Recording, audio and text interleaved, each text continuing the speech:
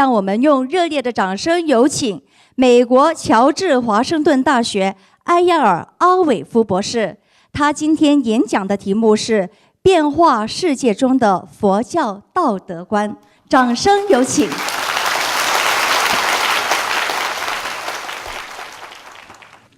大家好。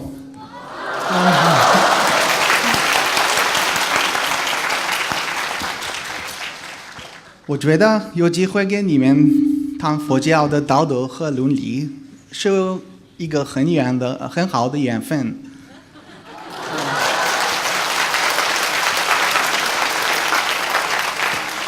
我道歉，但因为我的中文不够好，我会用英文做演讲，好吗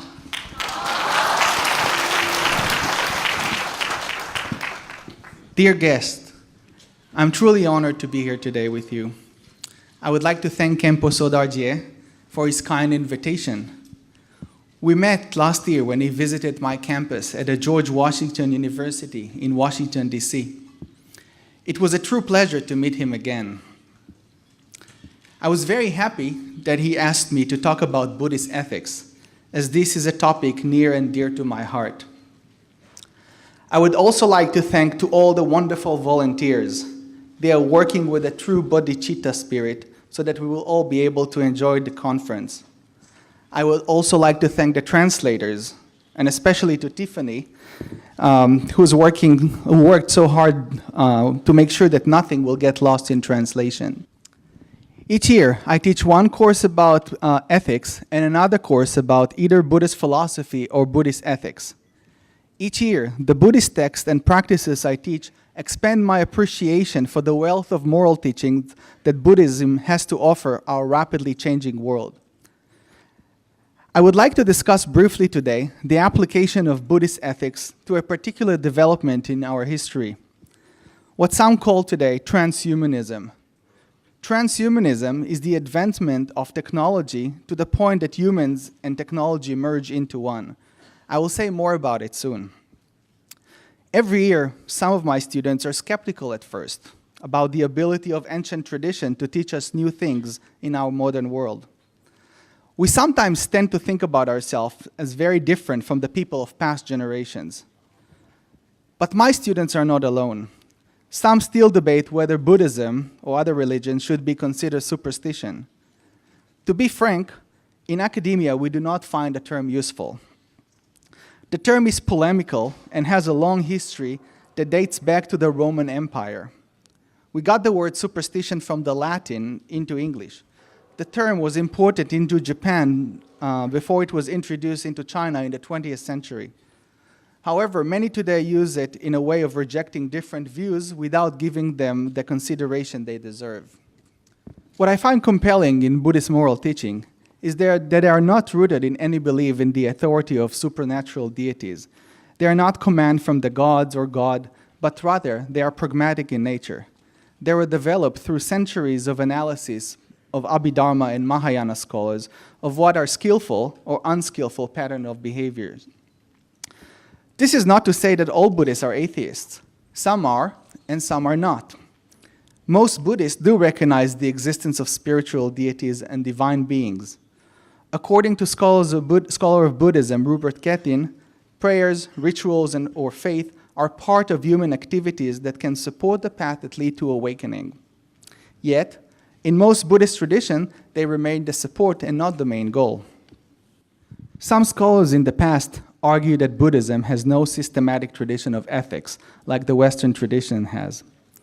There's no point in arguing with that. It is true that the tradition of ethics was originated in ancient Greece and developed in Europe throughout the Middle Ages through our own times. But it would be naive to suggest that Buddhism or other Indian and Chinese traditions are lacking in moral teaching that can be studied systematically. And indeed, scholars and practitioners are doing just that in recent decades. But I would like to suggest that the fact that Buddhism did not establish a systematic approach to ethics with rigid principles could be seen as a strength rather than a weakness. Ethical theories like utilitarians or Kantian deontology are very good normative systems that provide us with relatively clear principles of how to act morally.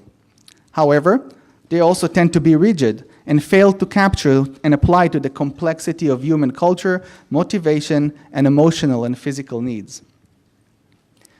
Similar to moral teachings of the great Hellenistic schools of Stoicism and Epicureanism, Buddhist moral teachings are path towards wisdom and awakening. Buddhism attracted much attention in recent decades as a path that focuses on our moral disposition and on actions that lead to self-transformation. A part of Buddhism's success in the West is its resemblance to humanism, one of the most dominant ideologies of our modern era. Humanism puts the human in the center of the universe. Like Confucianism, which positions humans in between heaven and earth, humanism broke from a long tradition of Christianity that tended to look onto God as the prime mover of our universe. If our universe is a stage, then God is its senior director. Humanism removed God from this role and instilled human as the main protagonist of our world. Humanists, according to historian Yuval Harari, posit that humans have different nature from other animals, that humans are special, better, and have privileges and rights that other animals do not possess. Goodness is equated with what is good for humans. Global warming, for example, we talked about it yesterday, is bad because it will cause much suffering to humans. No one considered how great it may be to jellyfish or how mosquitoes will flourish. For most humanists, the basic unit in our society is the individual, and each individual human is believed to be a whole world. Humanism gave birth to human rights. The assumptions that humans have inherent rights was born in the modern period. The idea that humans have inherent rights seems natural to so many of us because we all grew up in a humanistic society. But none of us ever heard of lions' rights or elephant rights. Human rights, just like elephants, lions, and bears' rights, was a foreign and strange idea for most cultures throughout most of our human history. By the way, according to Yuval Harari, individualism is not the only product of humanism. In social humanism, the entire society becomes the center of importance. The individual is a mean towards a greater good. This view can extend easily to some radical advocates of consumerism as well. You may get a sense already how Buddhism fit into this view. The shift in focus of the West away from God to humans left the quest of the individual for well-being and happiness as the most important goal in human life. Buddhism share a similar goal. Both humanists and Buddhists think that humans' well-being is the major goal of our existence. Since the Buddhist tradition developed through its history teachings and practices that enhanced the well-being, it became popular in the West as well. Because of colonialism and imperialism, Buddhism itself in Asia was receptive to humanistic idea. One well-known example in recent history is Taixu and Inxun's humanistic Buddhism. Now, why am I telling you all of this? Because a growing number of scholars recognize that we are entering a new phase in our history, in which humanistic ideology is constantly challenged. Humans are no longer considered to be the rational being that early humanists believed us to be, or even separate species from other animals. In recent years, with technological advances, some began to ask whether we will remain humans at all in the very near future. In 1993, computer science professor Vernon Vinge wrote an important article where he coined the term singularity. Singularity describes the moment in which machines or hybrid of humans and machines will suppress human intelligence. He says, within 30 years, we will have the technological means to create superhuman intelligence. Shortly after, the human era will end. That was 20 years ago, and it seems that this fascinating yet scary vision has become part of our reality. Many refer to this phenomena as transhumanism, and this is how I'll refer to it in this talk. So in the next few minutes, I will discuss a few examples of the challenges to humanism and some facets of transhumanism, and then reflect on some possible Buddhist responses to them. The first example is a direct challenge to our foundational assumptions of the humanists, namely that at our core, humans are rational beings that can make informed decisions of right and wrong. In recent years, however, the field of behavioral economics has challenged that assumption. Studies in how humans make economic decisions and other decisions demonstrate that being irrational is the most rational thing for humans. These studies show that people rely on subjective beliefs and biases much more than on logic to make decisions. For example, after September 11th, there were prevalent beliefs that airplanes were not safe anymore. As a result, many people drove rather than flew. Statistically, however, the risk of death by flying was much lower than the risk of dying in a car accident. And indeed, in the 12 months following September 11th, there were around 1,600 more accident-related deaths on American roads that would have been expected statistically. Second, in recent years, computers became stronger and can now process more data than any human. All we need is a smart person to write the right algorithms. If computers know about us more than we know about ourselves, then it means that we may become unnecessary in making decisions on our own present and future. The data analysis is also opening many new possibilities and at the same time exposes us for privacy exploitation. For example, we are now facing a tsunami of products that are designed to keep us healthy. They can measure our heart rate, they can measure our blood pressure, and among other things. Anyone with an access to this information will know about our body more than we do. Well, this is not a problem if this is our doctor, but what if this information on, for example, a heart defect leaks to a potential employer who will decide not to hire that particular person? And it's not only our health. Data analysis would identify our political preferences, what we want to buy, and where we want to go for our vacations. These algorithms were already used with great success in the recent American election. The next example is one of the many attempts of humanism.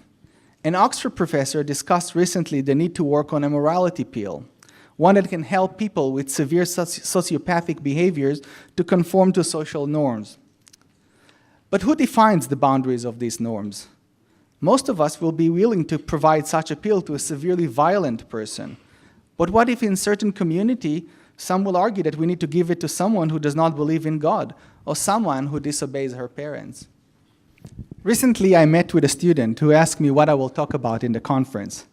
I shared with her some of the topics I just mentioned. Her response was, "Professor Aviv, aren't you a little paranoid?" My answer was, well, maybe yes, but I'm not here to ring an alarm. I think that there are potentials as well as risks. A few months ago, the renowned physicist Stephen Hawking acknowledged these risks. In a recent interview, he said that advance in making machines too smart would be the biggest event in the human history. Unfortunately, he said, it might also be the last. The prospects are wonderful. Self-driving cars that will help old people or disabled people to drive, Siri and other software that can talk to us so that we won't get bored maybe. Still, if we have learned anything about our species, is that any technology may eventually also be used to destructive purposes. We already see massive employments of drones and unmanned vehicles in warfare.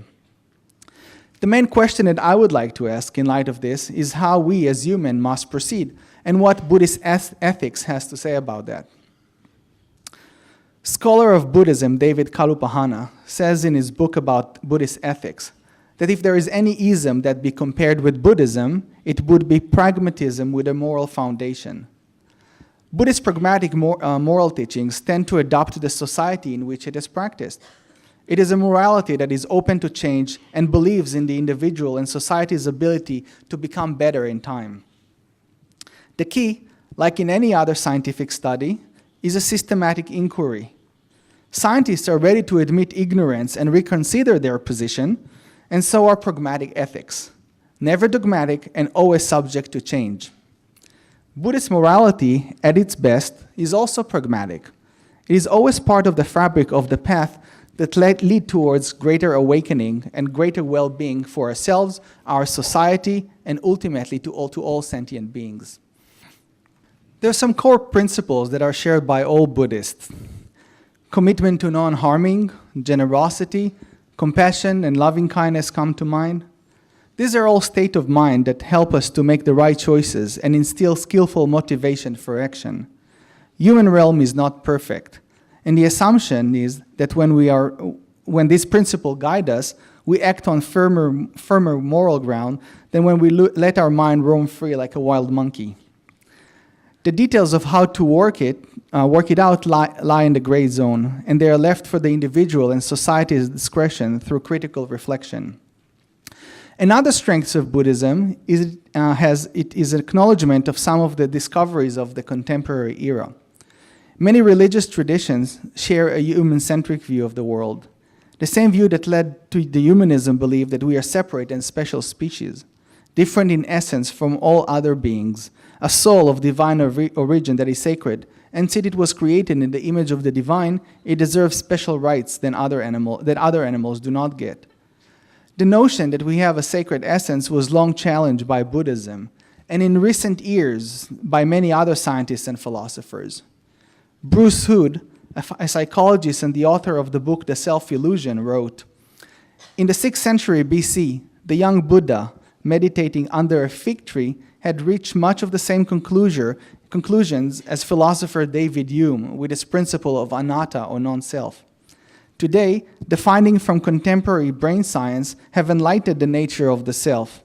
As far as spirits are concerned, brain science, or neuroscience as it's known, has found little evidence for their existence, but much to support the skandha theory as opposed to the ego theory of the self. A less rigid theory of self enables us to think more flexibly about issues of moral responsibility. For example, neuroscience tells us that a big part of our mental life happens in the brain. Our moral life is the result of our mind or brain, culture, and our environment.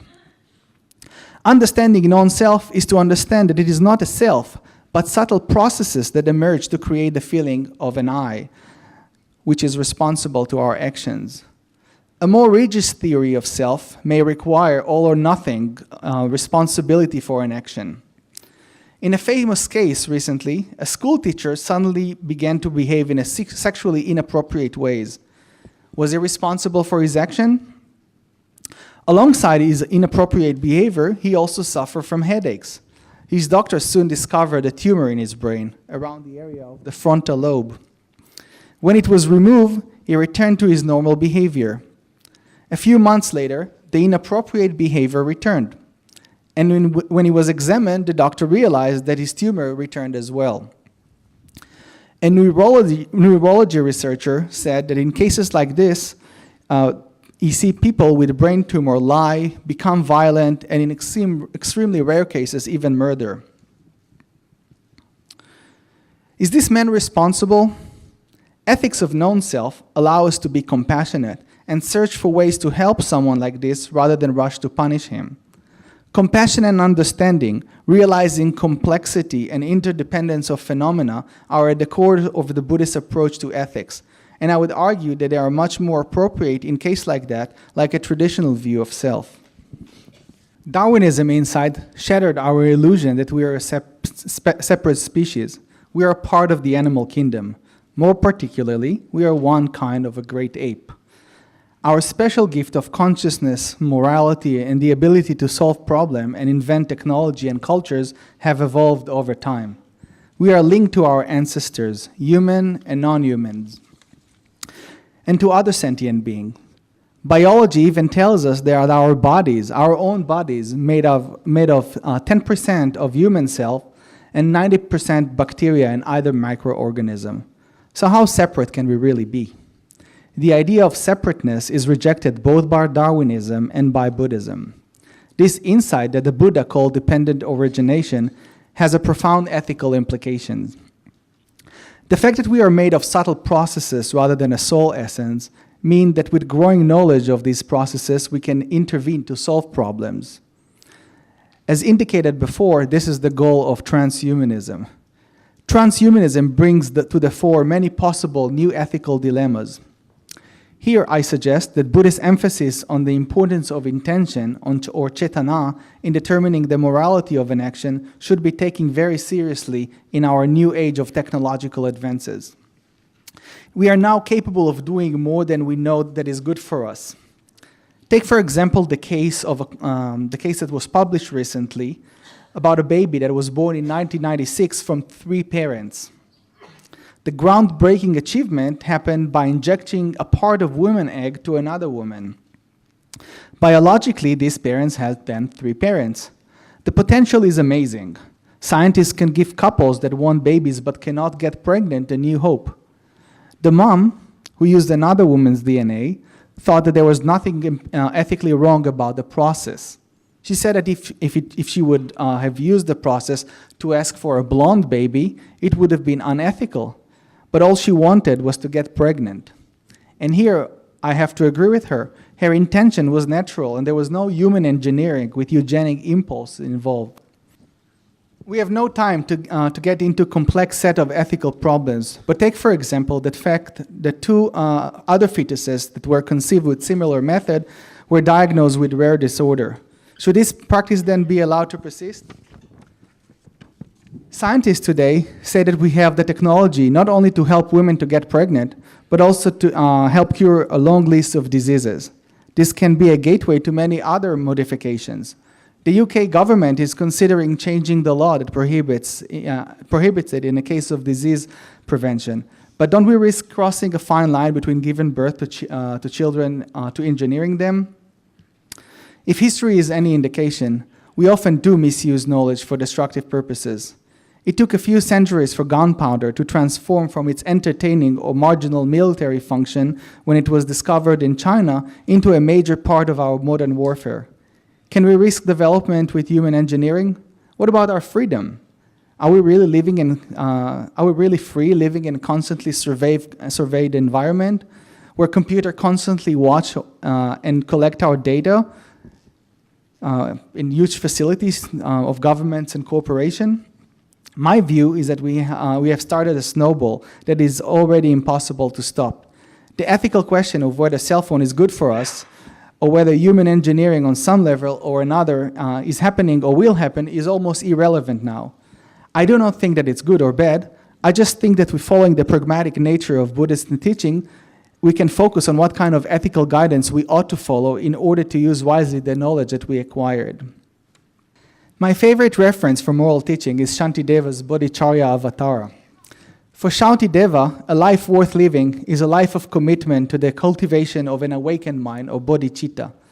In the 3rd chapter, he outlines how a bodhisattva ought to act when he applied the enlightened mind into everyday life. His bar is high, and I think it can be applied as a standard when we think about ethics of using cutting-edge technologies in the modern period.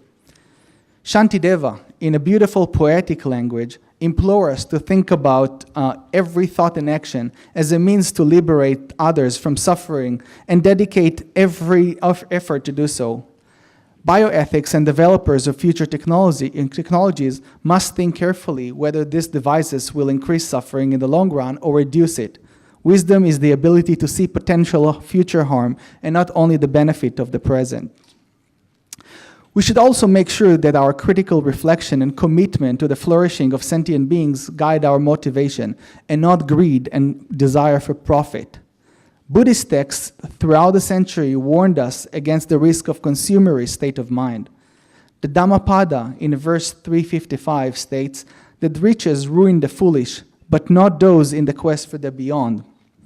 Through craving for riches, the foolish one ruins himself as well as others.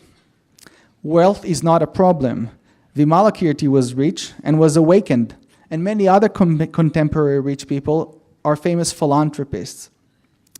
The problem is with those who turn profit into their major goals, often at the expense of others' well-being.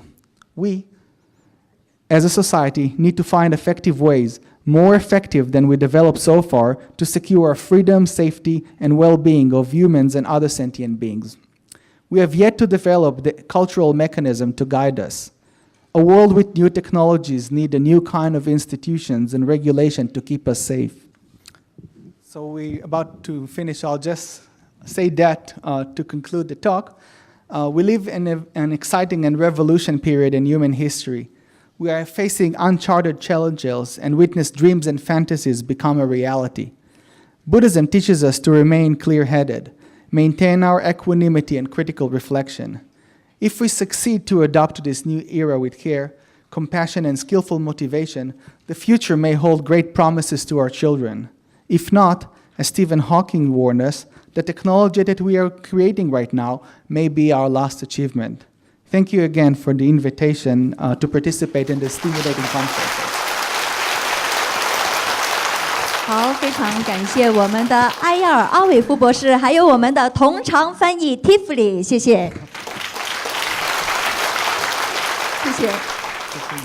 在进行我们下一个互动环节之前，再与各位介绍一下我们的博士。博士来自于以色列，08年毕业于美国哈佛大学，现为美国乔治华盛顿大学宗教系副教授。他主讲的课程是佛教在现代中国知识分子形成过程中的作用。博士曾经在咱们的中国生活过1年多的时间，在四川和北京等地做过研究。如果现场的朋友们想与我们的博士来一个现场互动的话，不妨举手发言。好啊，看来我们现场的那个气氛还是很好的。先选后面的先选。哦，先选后面的。尊敬的阿维乌教授，早上好。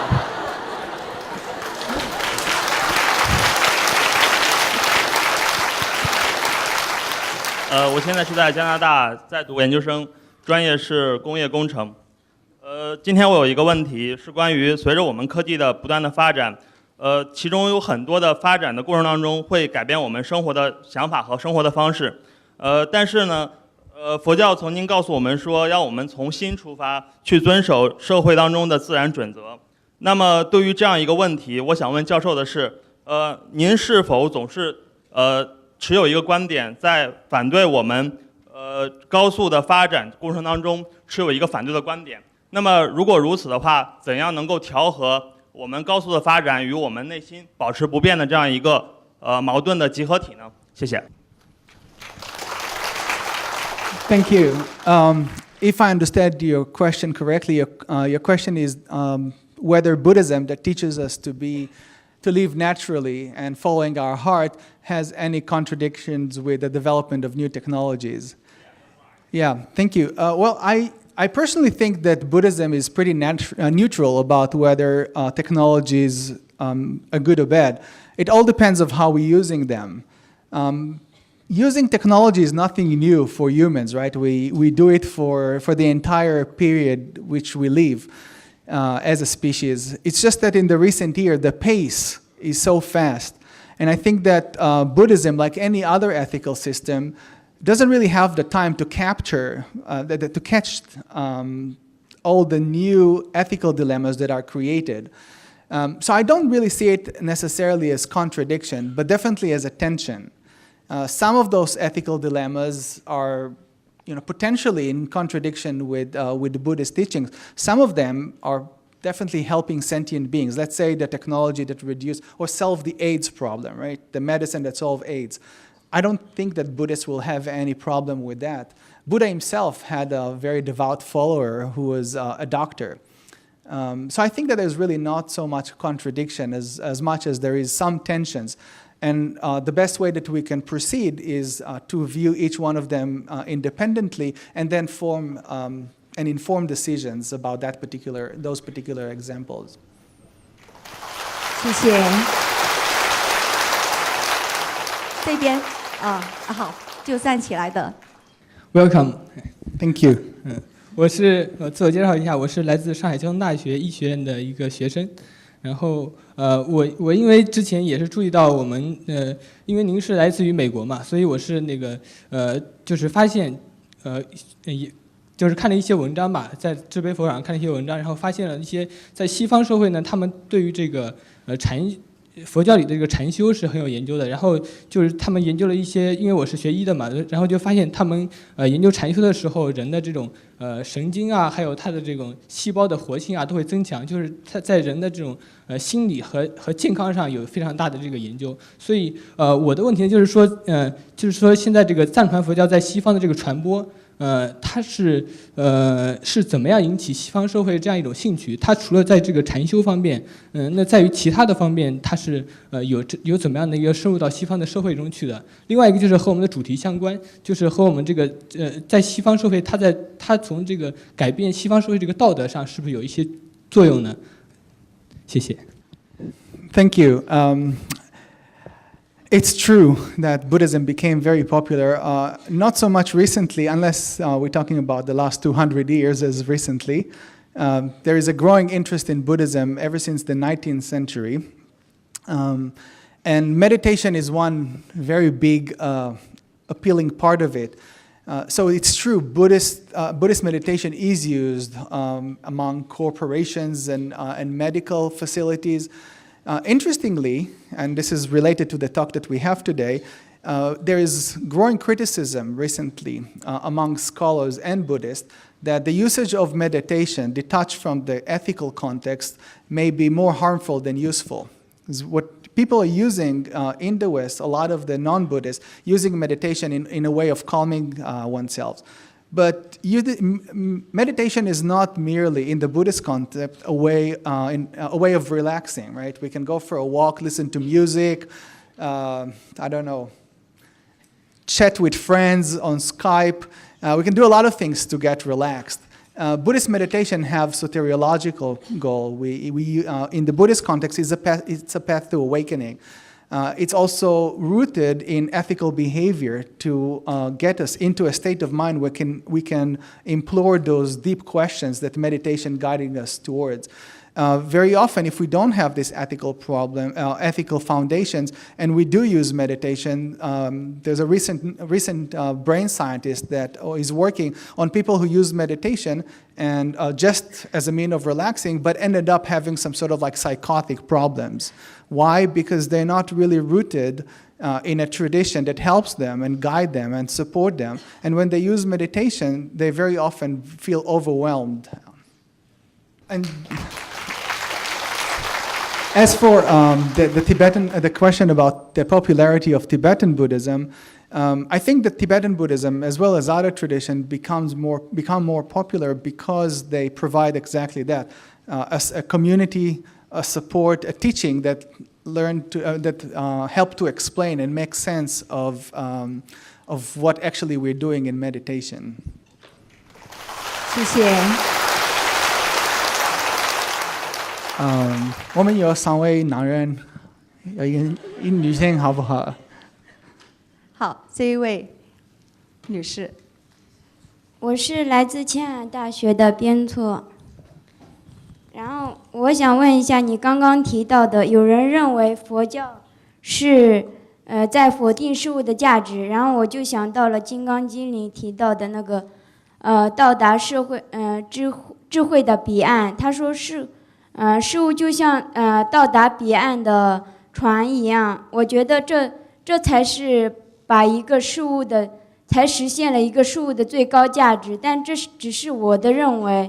然后他们说，对佛教来说，他们说的那个事物的价值到底是指的是什么呢？他们为什么会有这样的理解？在佛教方面，他们为什么觉得否定了事物的价值？So first, I actually used not the Diamond Sutra, 金刚经. The reference was from the Dhammapada, which is a very early Pali text. Buddhism has traditionally 84,000 ways to reach awakening or reach the other shore, right? That's what they talked about, that Buddhism is a tradition that offers different teachings that adapt to their particular needs. Like, for example, myself, I'm going to a Chinese doctor, and unlike Western doctors, she first examined my personal health and then prescribe a particular medicine that fits my own personal needs. Buddhism is also operating in the same way. A skillful Buddhist teacher will meet you, will get to know you, and will know how to help you in particular to get to the other shore. And your path very likely will be different than mine because we have different karmic seeds, if we can use the Buddhist term. So I'm not sure if that helps, if that answered the question, but if not, please feel free to follow up. The problem is we talk about emptiness, and is emptiness means nothing. Oh, no. That's actually when Buddhism arrived to the West, that was one of the major misunderstandings. Nietzsche, the great German philosopher, actually talked about Buddhism as very pessimistic religion because all they want is to become nothing. But that emptiness has nothing to do with nothingness. In fact, Nagarjuna is teaching us that emptiness has much more to do with the teaching of dependent origination, rightly understood, than with nothingness. And we can talk after the over coffee to get into deeper conversation. But the teaching of emptiness is one of the most profound teachings of the Buddhist tradition. So I think that probably we won't have time to get into it right now. 谢谢。 Thank you. 还有一个问题，只能提问一个问题。好，谢谢。大家好，你好 ，Professor，我的名字叫张艺红，我毕业于中国海洋大学，然后之后又毕业于英国的诺森比亚大学。我的专业是商务管理，现在我是一名品酒师，然后也是一名进口葡萄酒的销售。我遇到一个就是对于我来说比较现实的问题，因为本身我是一个佛教徒，然后但是我在从事着销售葡萄酒的行业，而在佛教当中，实际上饮酒与卖酒它并不是一个很好的行业，但是确确实实我在销售葡萄酒、品鉴葡萄酒的过程当中得到了许多乐趣，而且非常乐在其中。当我卖了很多酒的时候，我很开心，但是我想到了我的信仰，我又觉得有点痛苦，所谓那种痛并快乐着的感觉。然后在英国读书的时候，有一些机缘接触到了基督教，然后我们都知道，就是耶稣是认为葡萄酒是他的血，也就是说，葡萄酒在西方的宗教当中是有一定的宗教含义，而且是有一些比较崇高的意味。然后据说佛教徒一生可以皈依3次，所以有的时候我在想，就是我要不要放弃佛教，然后去做一名基督教徒？有时候，但是觉得人又做人是不可以这样子的，所以看来我们的这一位朋友非常的坦诚啊。对，所以就是说，这是一直以来我从业差不多5年时间一直以来的一个疑问，然后在这里希望教授可以为我解答一下，谢谢。Wow. I think that doubt is not necessarily bad if it leads you to, personally, to deeper exploration of yourself. And which religion to choose or which path is I think, our most personal choice. So I definitely would not make the decision for you or even attempt to give an advice. I think that for Buddhism, there is definitely part of the Eightfold Path. One of the Eightfold Path is what we call right livelihood, and right livelihood pertains to whether we are doing something that in the long run will create more suffering or more happiness. And that's how I usually think about it. Now, it's true that Buddhist tradition think that alcohol will create more harm than good in the long run. Whether you consider it right livelihood or not, I think that it's up to you to decide. And up to you to decide if you think that there is some problematic aspect to it, how do you make it in the most successful way and the most ethical way? As for wine in Western culture and Christianity, it's definitely true. That's a very important part of the early Christian tradition, and later it also became very important in the Catholic tradition. However, I think that the teaching is also very deep in the Christian context, and true for maybe true for Jesus. I'm not sure that it's all of our bloods, right? But you should ask an expert of Christianity about that. So basically, it's really up to you. I think that, on my own path, I'm a philosopher as well as someone who teaches and studies Buddhism, and I also explore many paths. And I think that, as one Irish professor once told me when I was in graduate school, beautiful flowers do not grow only in one garden. So I think that it's a good idea to explore other alternatives and find the best thing that is good for you. 好，谢谢。好，由于我们的时间有限，所以今天的问答互动环节就到此了，谢谢。